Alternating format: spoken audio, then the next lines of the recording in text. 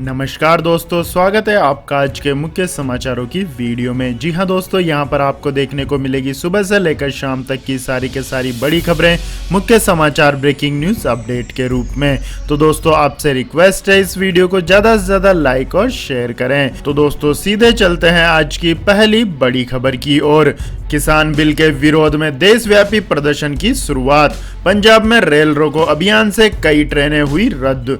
जी हां दोस्तों, संसद में कृषि क्षेत्र से जुड़े सुधारों के बिल पास होने के बाद धरने प्रदर्शन की शुरुआत हो चुकी है। राजनीतिक दल अपनी सुविधा के हिसाब से सदन में पास हुए बिल का सड़क पर विरोध कर रहे हैं।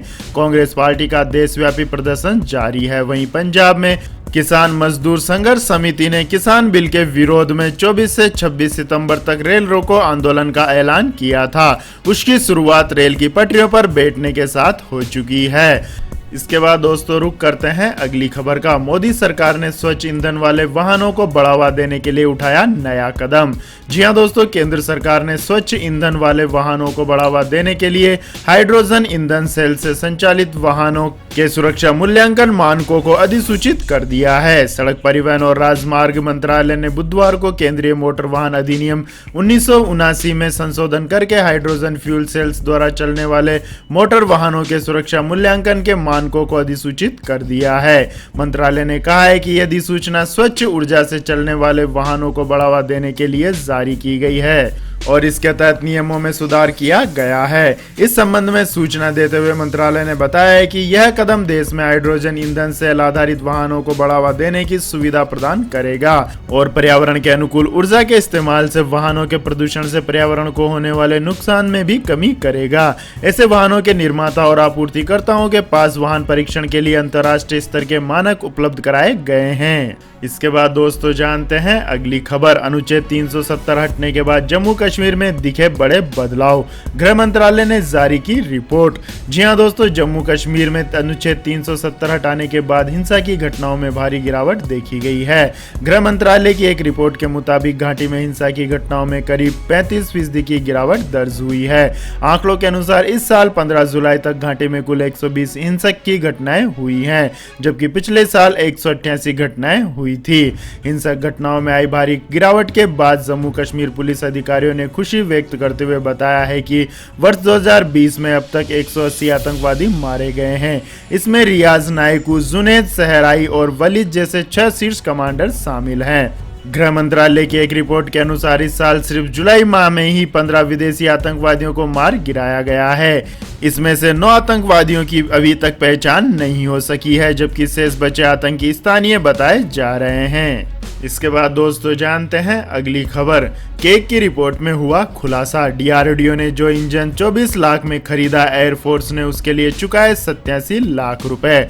जी हां दोस्तों, रक्षा अनुसंधान और विकास संगठन यानी डीआरडीओ ने यूएवी यानी के ड्रोन के निर्माण के लिए जिस इंजन को 24 लाख रुपए में खरीदा, उसी इंजन को विदेशी कंपनी ने एयरफोर्स को 87 लाख रुपए में बेच दिया। इतना ही नहीं, उसने अप्रमाणित इंजनों की आपूर्ति की जो यूएवी के हादसों का कारण भी बने।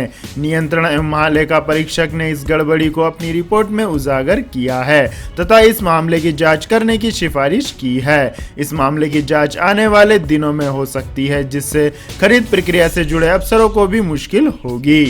इसके बाद दोस्तों जानते हैं अगली खबर। भारत की आपत्ति के बावजूद नहीं माना पाकिस्तान। 15 नवंबर को होंगे गिलगिट बल्टिस्तान में चुनाव। जी हां दोस्तों, पाकिस्तान अधिकृत कश्मीर के गिलगिट बल्टिस्तान इलाके को लेकर पाकिस्तान में सेना और विपक्षी दलों में घमासान के बीच इमरान सरकार ने वहां पर 15 नवंबर को चुनाव कराने का ऐलान कर दिया है। पाकिस्तान के राष्ट्रपति आरिफ अलवी ने बुधवार को गिलगिट और बल्टिस्तान में विधानसभा चुनाव कराने के बिल को मंजूरी दे दी है। पाकिस्तानी अखबार एक्सप्रेस ट्रिब्यूनल के मुताबिक गिलगिट बल्टिस्तान में होने वाले इस विधानसभा चुनाव में 3 प्रमुख राजनीतिक दल इमरान की पीटीआई, नवाज शरीफ की पीएमएलएन और बिलावत की पार्टी पाकिस्तानी पीपुल्स पार्टी हिस्सा लेंगी। गिलगिट बल्टिस्तान विधानसभा में 33 सीटें होंगी और इसमें से 3 टेक्नोक्रेट और 6 महिलाओं के लिए सुरक्षित होंगी। चुनाव केवल बची हुई 24 सीटों पर ही होंगे। इसके बाद दोस्तों जानते हैं अगली खबर। कृषि मंत्री नरेंद्र सिंह तोमर ने कहा, फसल बुआई के समय मिलेगी भाव की गारंटी, कॉन्ट्रैक्ट तोड़ने पर कोई कार्रवाई नहीं। जी हां दोस्तों, केंद्र सरकार द्वारा लाए गए कृषि विधेयकों के खिलाफ गुरुवार से पंजाब में किसान समिति ने 3 दिवसीय रेल रोको अभियान की शुरुआत कर दी है। इसको देखते हुए पंजाब आने जाने वाली सभी ट्रेनों को रोक दिया गया है। कृषि के 3 विधेयकों को लेकर केंद्रीय मंत्री नरेंद्र सिंह तोमर ने न्यूज एजेंसी के साथ की खास बातचीत। उन्होंने किसान बिल को लेकर किए जा रहे विरोध को विपक्ष की राजनीति बताया। विपक्षी दल बिल को लेकर किसानों को आधारहीन बातों पर गुमराह कर रहे हैं। उन्होंने इंटरव्यू में बताया कि बिल से न तो कृषि उपज मंडियां खत्म होगी और न ही इससे न्यूनतम समर्थन मूल्य की व्यवस्था समाप्त होगी।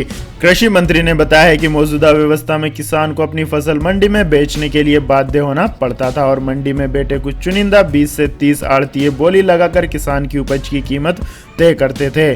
कोई दूसरी व्यवस्था नहीं होने पर किसान को मजबूर होकर मंडी में ही माल बेचना पड़ता था, लेकिन अब किसान मंडी के बाहर भी अपनी उपज बेच सकेगा और वह भी अपनी मर्जी के भाव पर। इसके बाद दोस्तों रुक करते हैं अगली खबर का। केपी शर्मा के चीनी प्रेम की कीमत चुका रहा है नेपाल, अब इस क्षेत्र पर बीजिंग ने किया कब्जा। जी हां दोस्तों, नेपाल के प्रधानमंत्री केपी शर्मा ओली के चीनी प्रेम का खामियाजा उनके देश को उठाना पड़ रहा है।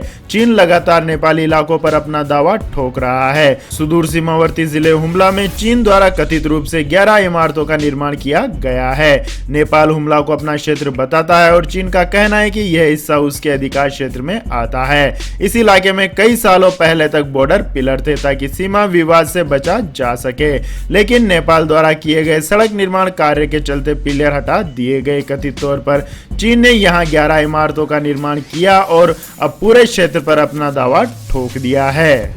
इसके बाद दोस्तों रुक करते हैं अगली खबर का। SBI दे रहा है बिना किसी डॉक्यूमेंट के 50,000 का लोन, वह भी सिर्फ 3 मिनट में। जी हां दोस्तों, देश का सबसे बड़ा सरकारी bank state bank of India छोटे कारोबारियों के लिए 50,000 तक का लोन केवल 3 मिनट में दे रहा है। SBI के किसी भी ब्रांच में गए बगैर ई-मुद्रा लोन आपको घर बैठे मिलेगा, वह भी बिना किसी डॉक्यूमेंट के। और इस लोन को लेने के लिए कुछ पात्रताओं का होना आवश्यक है, जैसे कि लघु उद्यमी होना चाहिए, SBI का कम से कम 6 माह पुराना चालू या बचत खाता होना चाहिए, अधिकतम ऋण पात्रता राशि 1 लाख रुपए है, अधिकतम अवधि 5 वर्ष और बैंक के पात्रता मानदंडों के अनुसार 50,000 रुपए तक की ऋण तुरंत उपलब्ध होगी। 50,000 रुपए से अधिक ऋण राशि के लिए औपचारिकताएं पूरी करने ग्राहक को शाखा में जाना होगा। इसके बाद दोस्तों जानते हैं अगली खबर। मिनी रत्न 1 का दर्जा रखने वाली इस कंपनी में हिस्सेदारी बेचेगी सरकार, 550 करोड़ रुपए जुटाने की है योजना। जी हां दोस्तों, केंद्र सरकार रक्षा मंत्रालय के अंतर्गत आने वाली डिफेंस कंपनी मेजागोन डॉक में IPO के जरिए 15% हिस्सेदारी कम करेगी। IPO के लिए प्राइस बैंड 135 से 145 रुपए प्रति शेयर तय किया गया है। सूत्रों के अनुसार इस सरकारी डिफेंस कंपनी का IPO 29 सितंबर 2020 को जारी किया जाएगा, जो कि 1 अक्टूबर तक के लिए खुला रहेगा। एक अनुमान के मुताबिक मेजागोन डॉक शिप बिल्डर्स के IPO के जरिए 400 से 550 करोड़ रुपए जुटाने की योजना है। यह कंपनी की पहली IPO होगी। इसके बाद दोस्तों जानते हैं अगली खबर। मध्य प्रदेश सरकार का किसानों को बड़ा गिफ्ट, हर साल मिलेंगे 10,000 रुपए। जी हां दोस्तों, मध्य प्रदेश सरकार ने प्रधानमंत्री सम्मान निधि योजना की तरह राज्य के किसानों को हर साल 4,000 रुपए की अतिरिक्त सम्मान निधि देने का फैसला लिया है। इस तरह किसानों के खाते में अब हर साल 10,000 रुपए पहुंचेंगे। मुख्यमंत्री शिवराज सिंह चौहान ने राज्य मंत्रिपरिषद की बैठक से पहले मंत्रिपरिषद के सभी सदस्यों को संबोधित करते हुए कहा है कि प्रधानमंत्री किसान सम्मान निधि योजना में प्रदेश के 77 लाख किसानों को 3 किस्तों में 2-2 हजार रुपए, कुल 6,000 रुपए प्रति किसान दिए जाते हैं। अब मध्य प्रदेश सरकार ने किसानों के हित में बड़ा फैसला करते हुए उन्हें राज्य सरकार की ओर से हर साल 2 किस्तों में 2-2 हजार रुपए यानी कुल 4,000 रुपए की सम्मान राशि देने का फैसला किया है। केंद्र व राज्य सरकार की इस योजनाओं की कुल राशि अब 10,000 रुपए हो जाएगी।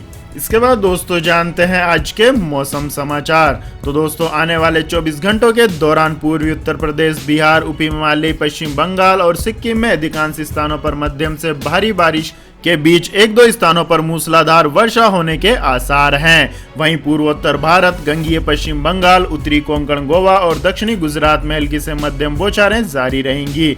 इन भागों में एक दो स्थानों पर भारी वर्षा हो सकती है, जबकि झारखंड, छत्तीसगढ़ और मध्य प्रदेश में कुछ स्थानों पर हल्की से मध्यम वर्षा होने की संभावना है। तेलंगाना, तमिलनाडु और अंडमान व निकोबार द्वीप समूह में एक दो स्थानों पर हल्की वर्षा हो सकती है। इसके बाद दोस्तों जानते हैं आज के पेट्रोल और डीजल के दाम। तो दोस्तों आज तेल कंपनियों ने पेट्रोल और डीजल के दामों में कोई कमी नहीं की है। उन्होंने एक आम आदमी को राहत देते हुए पेट्रोल और डीजल के दामों में कोई कमी नहीं की है, जिससे देश की राजधानी दिल्ली में पेट्रोल और डीजल के दाम अपने पूर्ववर्ती दामों पर ही बने हुए हैं, जो कि पेट्रोल 81 रुपए 6 पैसे प्रति लीटर और डीजल 71 रुपए 28 पैसे प्रति लीटर पर बना हुआ है। इसके बाद दोस्तों जानते हैं अगली खबर। सोने के दामों में लगातार चौथे दिन भारी गिरावट, चांदी भी हुई काफी सस्ती। जी हां दोस्तों, सोने की कीमतों में लगातार चौथे दिन गिरावट देखने को मिली है। HDFC सिक्योरिटीज के मुताबिक कमजोर वैश्विक संकेतों के बीच राष्ट्रीय राजधानी में सोने के भाव में 485 प्रति 10 ग्राम की कमी देखने को मिली है। इसी तरह दिल्ली में सोने का मूल्य गुरुवार को 50,418 रुपए प्रति 10 ग्राम पर रहा। इससे पिछले सत्र में सराफा बाजार बंद होने के समय सोने की कीमत 50,903 रुपए प्रति 10 ग्राम पर थी। वहीं चांदी के दामों में 2,081 रुपए प्रति किलोग्राम की कमी देखने को मिली है, जिससे चांदी की कीमत 58,099 रुपए प्रति किलोग्राम के स्तर पर रह गई। इससे पिछले सत्र में चांदी की कीमत 60,180 रुपए प्रति किलोग्राम पर थी। इसके बाद दोस्तों जानते हैं अगली खबर। उइगर मुस्लिमों के जबरन श्रम से बने उत्पाद नहीं आएंगे अमेरिका, प्रतिनिधि सभा ने अधिनियम पारित कर लगाई रोक। जी हां दोस्तों, अमेरिकी प्रतिनिधि सभा में उइगर जबरन श्रम निवारण अधिनियम पारित हो गया है। चीन पर सिनजियांग प्रांत में उइगर मुसलमानों को यातना शिविरों में रखने और जबरन माल बनवाने का आरोप है। उइगर मुसलमानों के जबरन श्रम से बने उत्पादों के आयात पर रोक लगाने वाला अमेरिका पहला देश बन गया है। दुनिया भर के उइगर मुस्लिम संगठनों ने इसके लिए आभार जताया है। इस अधिनियम के पक्ष में 406 मत पड़े, विरोध में केवल 3 मत पड़े। इस कानून के प्रभावी होने के पहले इसे सीनेट से पास कराना जरूरी है। प्रतिनिधि सभा में बहस के दौरान सांसद माइकल मैकॉल ने आरोप लगाया कि चीनी कम्युनिस्ट पार्टी उइगरों और अन्य अल्पसंख्यक मुस्लिमों से जबरन श्रम करा रही है और 10 से 30 लाख तक की संख्या में उइगर मुसलमानों को यात्रा शिविरों में रखा गया है। इसके बाद दोस्तों जानते हैं अगली खबर। यूपी में सहायक अध्यापकों के 36,661 पदों पर नियुक्ति प्रक्रिया शुरू करने का आदेश। जी हां दोस्तों, बेसिक शिक्षा परिषद द्वारा संचालित प्राथमिक विद्यालयों में सहायक अध्यापक के 31,661 पदों पर नियुक्ति की प्रक्रिया शुरू करने का शासनादेश गुरुवार को जारी कर दिया गया है। ये नियुक्तियां सुप्रीम कोर्ट में विचाराधीन विशेष अनुज्ञा याचिकाओं में पारित होने वाले अंतिम निर्णय के अधीन होगी। अपर मुख्य सचिव बेसिक शिक्षा रेणुका कुमार की ओर से जारी इस आदेश में कहा गया है कि शासन ने सुप्रीम कोर्ट के 21 मई 2020 व 9 जून 2020 के आदेश के अनुपालना में सहायक अध्यापकों के 69,000 रिक्त पदों के समक्ष शिक्षा मित्रों के लिए 37,339 पदों को छोड़ते हुए शेष 36,661 पदों पर भर्ती की प्रक्रिया पूर्व घोषित परिणाम के आधार पर पूर्ण करने का निर्णय लिया है। इसके बाद दोस्तों जानते हैं अगली खबर। अगले हफ्ते होगा अयोध्या पार्ट 2 का फैसला। सुप्रीम कोर्ट के निर्देश के बाद मुकदमे ने पकड़ी रफ्तार। जी हां दोस्तों, अरसे से हट के राम जन्मभूमि मुद्दे का हल निकल आया और भव्य मंदिर का शिलान्यास हो चुका है, लेकिन अयोध्या में ढांचा विध्वंस मामले में 28 साल बाद अब अगले हफ्ते 30 सितंबर या उससे पहले फैसला आएगा। इस मुकदमे के निपटारे और फैसला सुनाने के लिए सुप्रीम कोर्ट की तय समय सीमा की अंतिम तारीख है। इस लंबे खिंचे मुकदमे ने वास्तविक रफ्तार तब पकड़ी जब सुप्रीम कोर्ट ने इसे निपटाने की समय सीमा तय की। सुप्रीम कोर्ट ने अप्रैल 2017 में 2 साल के भीतर मुकदमा निपटाकर फैसला सुनाने का आदेश दिया था। इसके बाद 3 बार समय बढ़ाया और अंतिम तिथि 30 सितंबर 2020 तय की गई थी। इसी तारीख पर फैसला आएगा, जिसमें कुछ ही दिन शेष बचे हैं। इसके बाद दोस्तों जानते हैं अगली खबर। हार्ले डेविडसन ने भारत को कहा अलविदा, इन दिग्गज कंपनियों ने भी छोड़ा इंडियन मार्केट। जी हाँ दोस्तों, अमेरिकी कंपनी हार्ले डेविडसन ने गुरुवार को भारत में मैन्युफैक्चरिंग और सेल्स ऑपरेशन बंद करने का ऐलान कर दिया है। कंपनी ने यह फैसला रिस्ट्रक्चरिंग प्रक्रिया के तहत लिया है, जिसका नाम द रिवायर रखा है। अगस्त में ही इस क्रूज बाइक निर्माता ने अंतर्राष्ट्रीय मार्केट में हो रहे घाटे को देखते हुए इसका संकेत दिया था। यह कंपनी अब अमेरिकी बाजार पर ही विशेष फोकस करेगी। इस महामारी की वजह से खराब सेल्स रिकॉर्ड और मांग में भारी कमी की वजह से कंपनी को यह फैसला लेना पड़ा। पिछले वित्तीय वर्ष के दौरान भारत में कुल 2500 हार्ले डेविडसन यूनिट ही बिकी थी। इसके साथ ही कंपनी का अंतर्राष्ट्रीय बाजार में यह सबसे खराब प्रदर्शन रहा था। कंपनी के इस फैसले के बाद भारत में काम कर रहे करीब 70 कर्मचारियों की छटनी भी होगी। हार्ले डेविडसन की असेंबली यूनिट हरियाणा के बाबल में स्थित है। तो यह थी दोस्तों आज की सभी महत्वपूर्ण बड़ी खबरें। तो दोस्तों आपको हमारा ये वीडियो कैसा लगा कमेंट करके जरूर बताएं और हमारे इस वीडियो को अधिक से अधिक लाइक और शेयर करें। साथ ही हमारे चैनल को सब्सक्राइब करके बेल आइकन का बटन भी दबा लें। धन्यवाद। जय हिंद, जय भारत, वंदे मातरम।